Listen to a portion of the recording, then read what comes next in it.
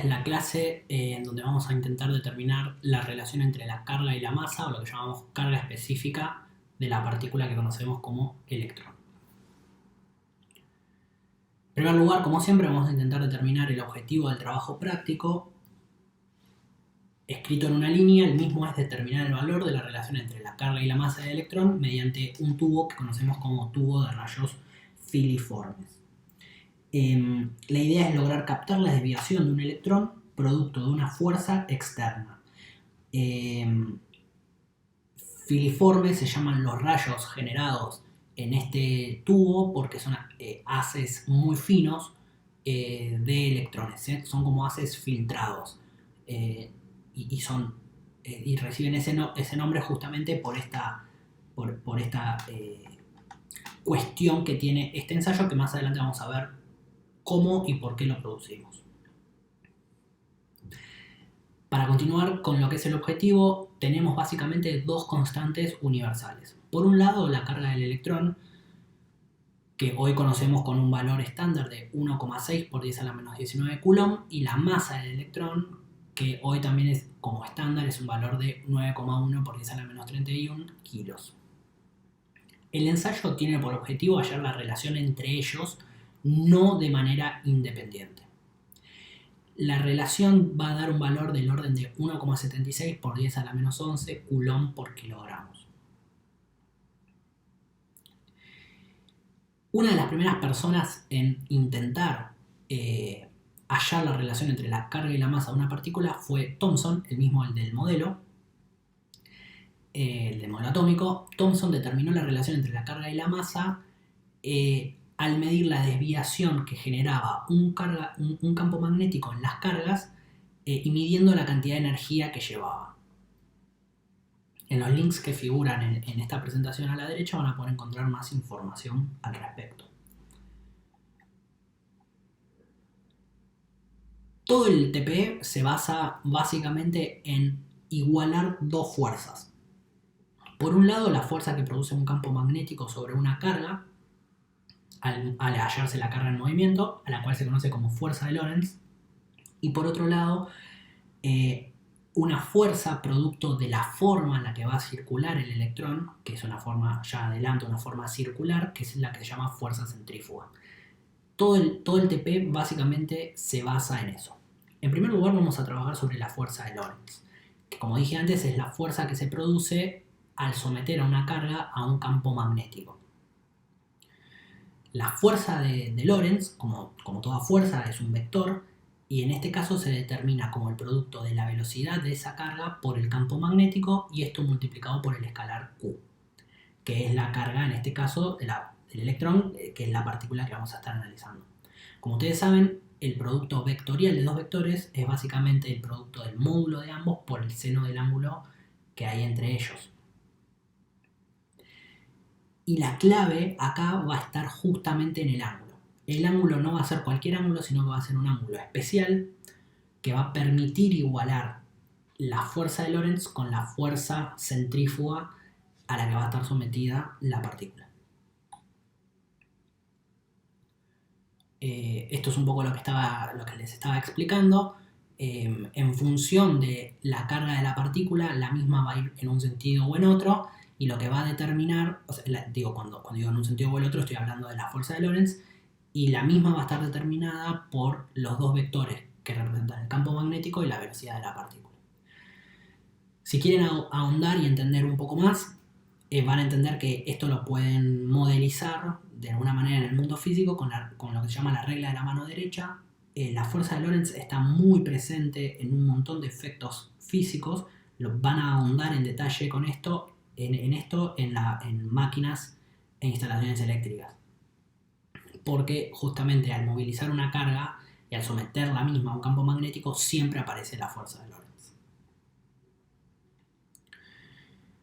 El setup del laboratorio es este que aparece acá, en esta imagen, y básicamente lo que podemos ver, las partes constitutivas del mismo son, por un lado, el tubo de rayos catódicos, en donde se van a desplegar las circunferencias dadas por los rayos de electrones, a los que llamamos, como dije antes, rayos filiformes. Este tubo de rayos catódicos, como cualquier válvula termoiónica consta de tres partes básicamente: por un lado el ánodo, por otro lado el cátodo y por otro lado la grilla de control. Y en este caso particular, por la forma del experimento, este tubo va a constar de un cañón, básicamente constituido por las partes que les comenté antes, y una regla marcada para que ustedes puedan medir el radio de las circunferencias. Más adelante vamos a ver en detalle esto, simplemente lo estoy nombrando como para que tengan claro de qué va el experimento. Y por otro lado también vamos a tener obviamente las bobinas, que llamamos bobinas de Helmholtz por la construcción que tienen, son un tipo especial de bobinas para generar un campo magnético que tenga ciertas características. Como ustedes ven, no puedo generar cualquier campo magnético, sino que el mismo va a estar pensado para generar el ángulo phi de una manera determinada. Por otro lado tengo la fuente de tensión continua, que básicamente lo que va a hacer es proveer la corriente continua para generar el campo magnético a través de las bobinas. Es decir, es la alimentación de las bobinas para generar el campo magnético. Lo que vemos ahí es el control de corriente básicamente, y el switch que nos permite encender o apagar la conexión a las bobinas, y además es el que nos permite hacer la conexión serie o paralelo, que vamos a ver más adelante. Y por otro lado tenemos obviamente la fuente de tensión, que tiene varias tensiones, como podemos ver en los cablecitos que salen de ella, que permite hacer varias cosas. Por un lado genera la tensión de calefacción para que la válvula termoiónica, justamente la parte térmica de la válvula, libere los electrones del cátodo. Tiene también la tensión que llamamos tensión de grilla, que es la que regula la intensidad o digamos la nitidez, por decirlo de alguna manera, del haz de rayos filiformes, que es la que nos va a permitir jugar con esa intensidad que va entre 0 y 50 volts para poder ver ese haz de electrones. Y obviamente el valor más importante, que es la tensión de aceleración, que es la que va a arrancar a los electrones del cátodo y los va a llevar hacia el ánodo y los va a acelerar a una velocidad, y acá meto ya la clave, otra de las claves del experimento, la velocidad de los electrones. Bien, como ya vengo diciendo, necesitamos acelerar electrones y generar un campo magnético para poder llevar adelante este ensayo. Los electrones, como vengo diciendo, los vamos a generar con la válvula. La válvula, básicamente a muy grandes rasgos, tiene dos partes constitutivas, un cátodo y un ánodo. El cátodo es el que genera los electrones libres por efecto térmico, por eso estas válvulas se las llaman térmicas. Y el ánodo es el potencial positivo que atrae a los electrones liberados por el cátodo. Este tipo de válvulas se las conoce como válvulas termoiónicas porque por efecto térmico generan iones. Los iones no nos importan, los que nos importan son las partículas que liberan esos iones. En este caso, los electrones. Yo voy a intentar acelerar esos electrones para producir el efecto que quiero. En electrónica hay infinidades de válvulas termoiónicas que se usan como amplificadores, como diodos, y vamos a ver a través de los distintos ensayos que vamos a ir haciendo durante el año este efecto de arrancar electrones varias veces. Bien, con los electrones acelerados vamos a generar un haz de rayos no de cualquier tipo, sino filiforme, es decir, haces finos de electrones. ¿Y cómo lo vamos a hacer? Lo vamos a hacer con este cañón que contiene internamente al cátodo, al ánodo y al ánodo, pero que, como se ve ahí abajo, tiene una especie de embudo. Desde el cañón electrónico tiene esta especie de embudo. Como ustedes pueden ver, la idea es que los electrones arrancados del cátodo circulen, pero si yo no pongo ese embudo, lo que va a pasar es que algunos electrones se van a dispersar. Con el embudo nos aseguramos que los electrones que salgan de esta construcción sean finos. Y por eso, digamos, gracias a esta construcción, construimos a lo que se llaman haces o rayos filiformes. Los electrones resultantes, como ustedes pueden ver, van a ser recapturados por la chapa metálica que tiene el cañón electrónico y van a volver al cátodo. Al volver al cátodo, lo que van a hacer es van a reestabilizar a los iones que se habían generado, volverlos a su estado neutro y, digamos, el proceso continúa, ¿no? Esto es a lo que se llama hacer circuito, a cerrar el circuito electrónico. Lo que va a venir ahora es la explicación de cada una de las partes que yo ya les estuve contando. El cátodo es el que se encarga de emitir electrones. La tensión de calefacción es la que tenemos que setear previamente en cualquier válvula. Esto ustedes lo van a ver a través de los distintos experimentos, que siempre nos tomamos un ratito para calentar la válvula, porque justamente lo que estamos haciendo ahí es generar esa liberación de electrones. Como dije antes, esto lo controla la fuente, esa fuente azul grande que teníamos. Una de las tensiones que tiene es la tensión de calefacción. La grilla de control, que permite manejar la cantidad de electrones que pasan hacia el ánodo, que es una especie de filtro. La grilla de control, la tensión de la grilla de control también se controla con la fuente azul que mostré en la imagen anterior. Y básicamente lo que hacemos con esto es regular la nitidez. Es bastante complicado o bastante difícil de ver el haz de rayos filiformes y no es tan sencillo, y la grilla ayuda a justamente controlar, permitirnos ver ese efecto. Como expliqué, las líneas de campo eléctrico que vuelven, que algunas salen directo del cañón y otras vuelven, cierran el circuito. Y esto me parece muy importante: el haz de electrones libres se van a mover con una determinada energía cinética. Esa determinada energía cinética va a ser función de la carga del electrón y función de la tensión de aceleración a la que los sometamos. Recuerden que la tensión eléctrica es el trabajo que tengo que hacer sobre una carga para desplazarla de un punto hacia el infinito. El producto de ese trabajo sobre una carga por la carga me da la energía de esa carga. Esto es clave porque lo vamos a usar más adelante. Y en la zona central, como dije antes, la forma que tiene este cañón es la que permite que los electrones salgan por el pequeño orificio y tengamos haces filiformes y no haces gruesos. Entonces, ahora los electrones acelerados van a estar sometidos en la construcción que mencioné al principio por el campo magnético a la fuerza de Lorentz, que es la ecuación de la izquierda arriba, y por otro lado van a estar sometidos a la fuerza centrífuga porque vamos a generar circunferencias de rayos filiformes. Entonces, por un lado, la fuerza de Lorentz va a intentar desviar el haz según la dirección del campo magnético, y la fuerza centrífuga lo que va a intentar hacer es quitar a los electrones de la órbita circular.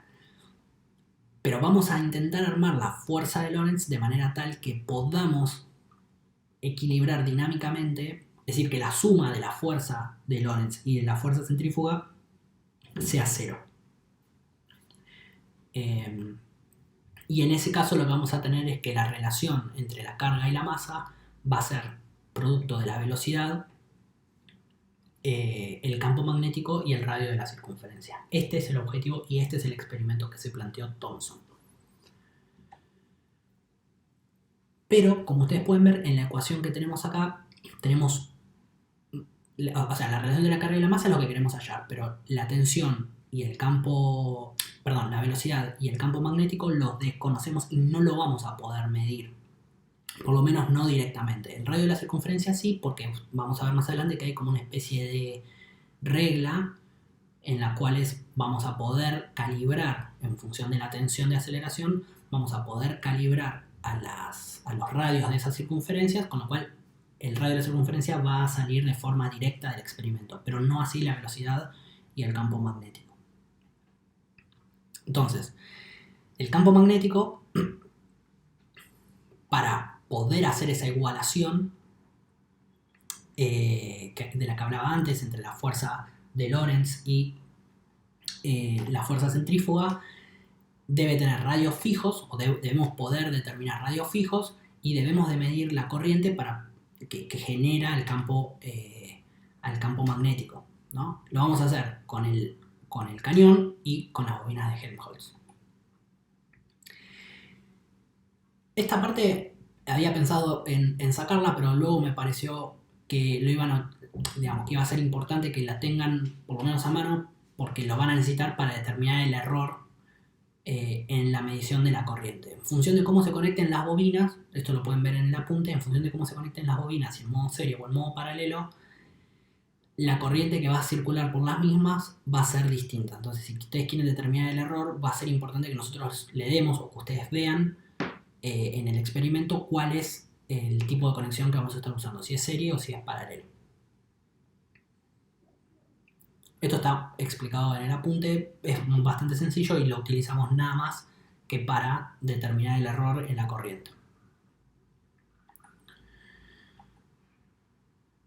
Este slide básicamente explica lo que ya venimos conversando, que la velocidad y el campo magnético van a estar dispuestos de manera tal de poder generar a la fuerza de Lorentz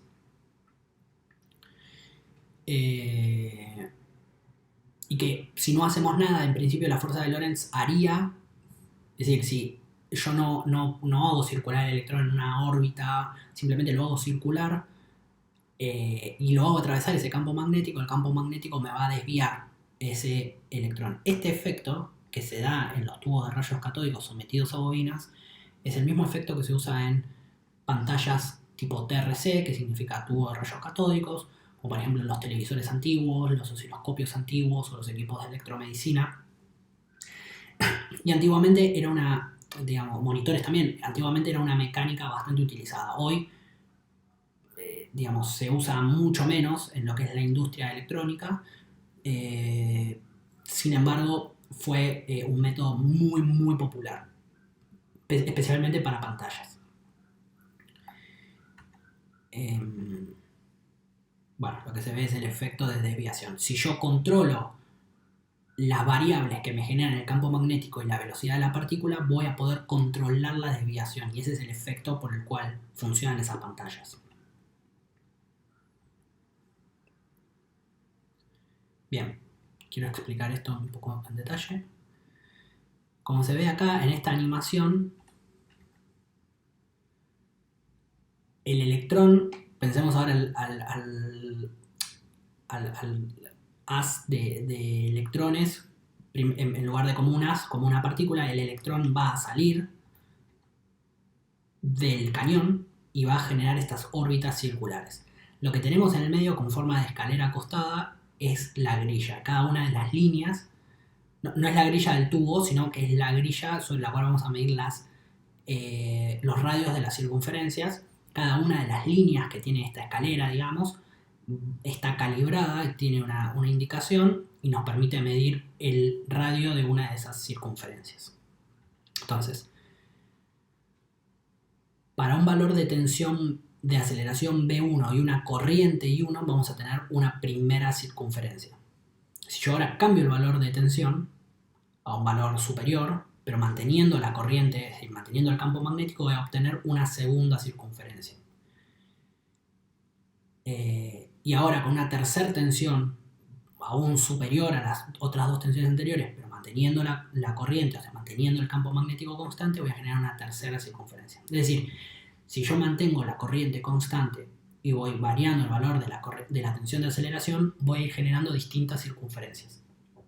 Lo único que tengo que hacer es jugar con la perilla de la aceleración para hacer coincidir al radio de la circunferencia con una de las líneas marcadas.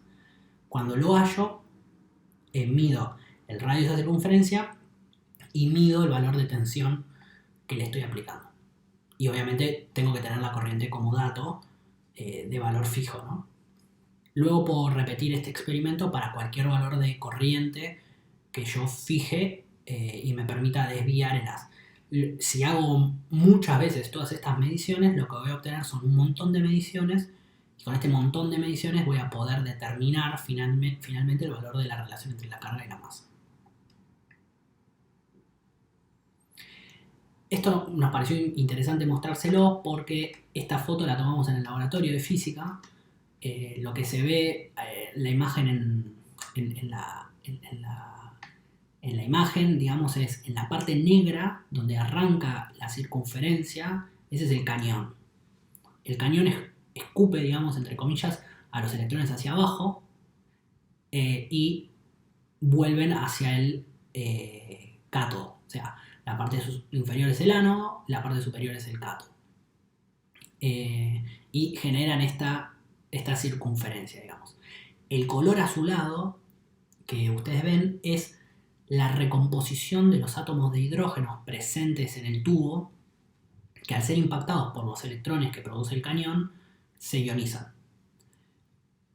Cuando el efecto desaparece, es decir, cuando se vuelven a su estado normal, liberan fotones. Y la liberación de ese fotón, digamos, nos marca el camino que recorrió el electrón.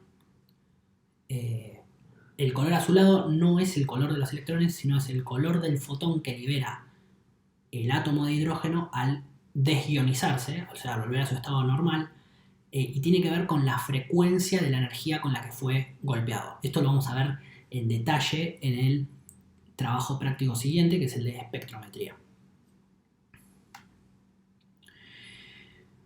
Como dije antes, el campo magnético tiene que cumplir algunas condiciones y esto lo asegura la forma constructiva de las bobinas de Helmholtz. Por un lado, el campo tiene que ser constante en el tiempo, es decir, el módulo del vector no debe variar con el tiempo, debe ser uniforme en el espacio, es decir, en cualquier lugar del espacio en el que yo lo mida. Obviamente lo que nos importa es el espacio de la ampolla, ¿no? No todo el espacio. En ese espacio por lo menos tiene que ser uniforme y debe ser siempre paralelo a sí mismo. O sea, en nuestro caso tiene que ser horizontal a la trayectoria del electrón. Y si se dan estas condiciones, el producto vectorial se puede calcular como el producto de los módulos escalares. ¿Por qué? Porque si es constante en el espacio y en el tiempo y paralelo a la circulación de...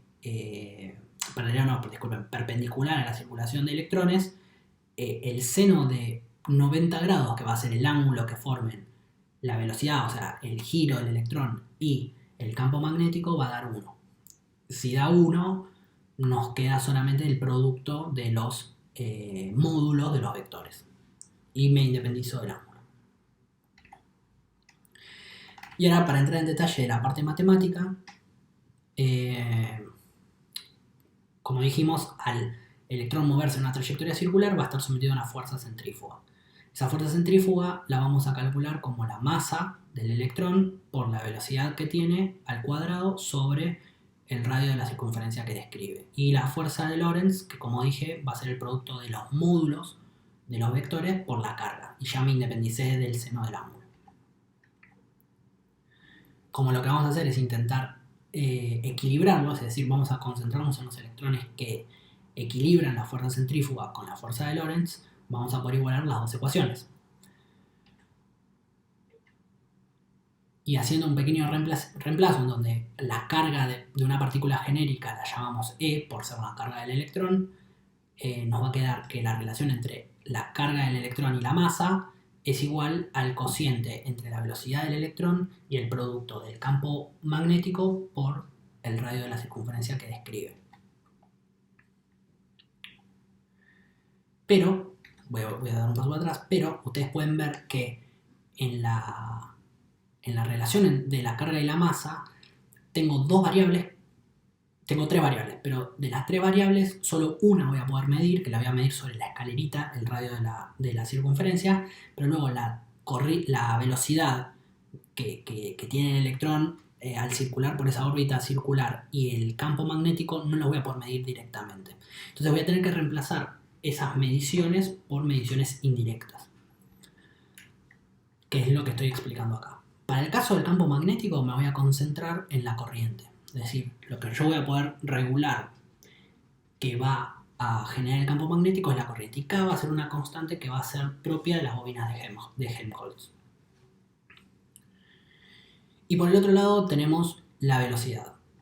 La velocidad lo voy a poder obtener de esta relación que yo comentaba al principio. La energía cinética es igual al producto entre la carga de la partícula, la carga del electrón, por la tensión de aceleración que le estoy aplicando.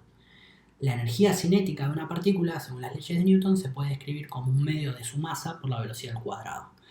Entonces, en este caso, podemos aplicar esta igualdad y utilizarlo para medir de forma indirecta a la velocidad de la partícula. Es decir, la corriente va a ser una medida indirecta del campo magnético y la tensión de aceleración una medida indirecta de la velocidad de la partícula. Bien. Lo que podemos ver, si vuelvo para atrás para que se vea, lo que podemos ver es que de la relación entre la carga y la masa que vincula a la corriente, que vincula a la velocidad y vincula al campo magnético, lo que podemos ver es que una de ellas es una relación cuadrática, particularmente la velocidad. Esta ecuación cuadrática vamos a tener que hacer algo para poder linealizarla, porque nosotros sabemos trabajar rectas, pero se nos complica con parábolas. Ahora les voy a explicar un poquito. Antes de ir a ese paso, lo que voy a hacer es agrupar todas las constantes en una nueva constante que le voy a llamar P. Entonces, lo que se va a poder ver bien acá es que la tensión de aceleración va a estar en relación directa con el radio de la circunferencia, pero elevado al cuadrado. Esto es una parábola con una concavidad hacia arriba que pasa por el origen. Y cuando me refería a linealizar, me refería exactamente a esto. Nosotros queremos pasar esta parábola a una recta para poder trabajarla con el método gráfico.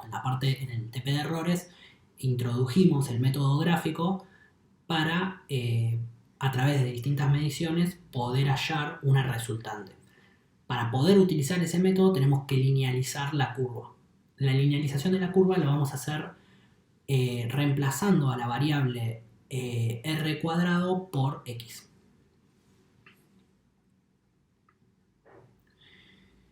Entonces, al reemplazar a la variable r cuadrado por x, la relación de u igual a p por r cuadrado nos va a quedar u igual a p por x.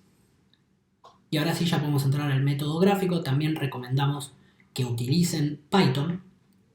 Pueden utilizar el método de mínimos cuadrados y con eso van a poder hallar la mínima recta que pasa por las mediciones, que tiene la menor distancia a todas las mediciones.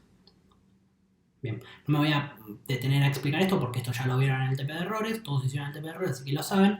Lo único que una vez que tienen P y delta P, lo que tienen que hacer es reconstruir el valor de la relación entre la carga y la masa. Y para eso van a las ecuaciones anteriores y hacen los reemplazos correspondientes y van a llegar a esta fórmula. Bueno, esto es todo, espero hayan entendido. Cualquier duda o consulta se pueden referir a nosotros a través del campus. Pueden contactarse con Edgardo, con Iván, conmigo, con Gerardo. Y bueno, si podemos les vamos a resolver las dudas y consultas. Cualquier cosa nos avisa. Gracias, saludos.